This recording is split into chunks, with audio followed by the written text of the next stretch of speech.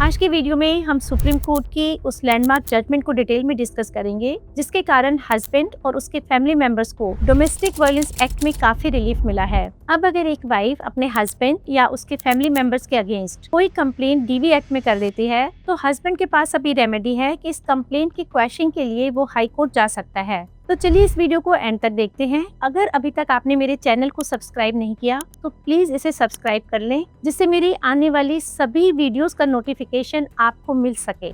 आप सभी जानते हैं कि अगर एक वाइफ अपने हस्बैंड और इन लॉज के अगेंस्ट कोई क्रिमिनल कंप्लेंट सेक्शन 498 AIPC में करती है जो अब सेक्शन 85 और 86 BNS है, और अगर हस्बैंड इसे चैलेंज करना चाहता है इसके क्वैशिंग के लिए वो हाई कोर्ट जा सकता है। लेकिन अगर कोई कंप्लेंट डोमेस्टिक वायलेंस एक्ट में वाइफ करती है तो उसकी क्वैशिंग के लिए हाई कोर्ट में ये एप्लीकेशन मेंटेनेबल नहीं है। हाई कोर्ट इन एप्लीकेशंस को एंटरटेन नहीं करती, ये कहते हुए कि डीवी एक्ट की जो प्रोसीडिंग्स हैं वो सिविल नेचर की हैं, क्रिमिनल नहीं है। अब हम इस केस के फैक्ट्स डिस्कस करते हैं। इसमें हस्बैंड और वाइफ के बीच में मैट्रिमोनियल डिस्प्यूट हो जाता है, डिफरेंसेस पैदा हो जाते हैं। शादी के 2 साल के बाद वाइफ जो है सबसे पहले एक सेक्शन 498 AIPC में अपने हस्बैंड और अपने इन-लॉज के अगेंस्ट एक कंप्लेंट कर देती है। साथ ही साथ वो एक सेक्शन 12 डोमेस्टिक वायलेंस एक्ट में कोर्ट में भी कंप्लेंट डाल देती है। अब हस्बैंड और उसके फैमिली मेंबर्स डीवी एक्ट की इस कंप्लेंट को क्वैश कराने के लिए हाई कोर्ट जाते हैं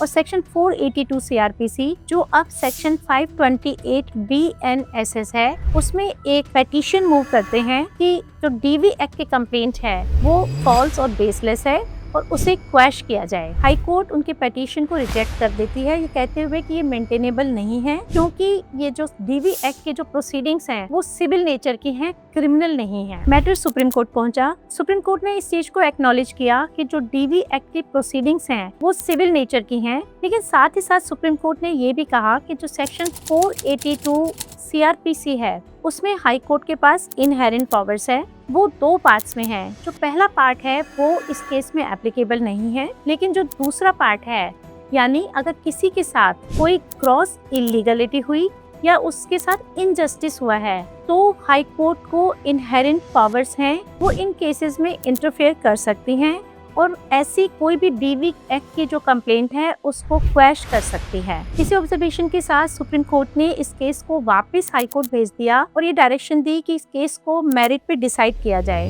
यहाँ पर मैं आपको ये भी बताना चाहूंगी कि सुप्रीम कोर्ट ने ये भी क्लियर किया कि डीवी एक्ट की जो कंप्लेंट्स हैं उनको डील करते हुए high court should adopt the hands of approach. मतलब हमें डीवी एक्ट का मेन ऑब्जेक्टिव को भी याद रखना है। हमें ध्यान रखना है कि किसी भी महिला को घरेलू हिंसा से प्रोटेक्ट कराने के लिए इस कानून को लाया गया था। हाई कोर्ट सिर्फ उन्हीं केसेस में इंटरफेयर करेगी जहां पर कोर्ट्स को लग रहा है कि किसी के साथ ग्रॉस इलीगलिटी हुई है या बहुत ही इनजस्टिस हुआ है। यहाँ पर मैं आपको ये बताना चाहूंगी कि अगर एक वाइफ ने अपने हस्बैंड के अगेंस्ट डीवी एक्ट में कोई कंप्लेंट की है और हस्बैंड उसको क्वैशिंग के लिए हाई कोर्ट ले जाता है तो बहुत कम चांसेस हैं कि उसे रिलीफ मिल पाए। लेकिन अगर ये कंप्लेंट वाइफ ने हस्बैंड की एक सिस्टर जो ऑलरेडी मैरिड थी या फिर कोई और फैमिली मेंबर्स जो कभी इनके साथ रहे ही नहीं और उनके खिलाफ कोई बहुत ही फॉल्स और बेसलेस एलिगेशंस लगाई गई हैं, अगर वो हाई कोर्ट क्वैशिंग के लिए जाते हैं तो बहुत ही चांसेस हैं कि उन्हें रिलीफ मिल सकता है। इस टॉपिक से रिलेटेड अगर आपके मन में कोई प्रश्न है या फिर कोई और कानूनी समस्या है तो आप मुझे कमेंट कर सकते हैं। आप चाहें तो मुझे डायरेक्ट मैसेज भी कर सकते हैं। वीडियो अगर यूजफुल लगी हो तो ज्यादा से ज्यादा लोगों से शेयर करें और चैनल को सब्सक्राइब करना ना भूलें। धन्यवाद।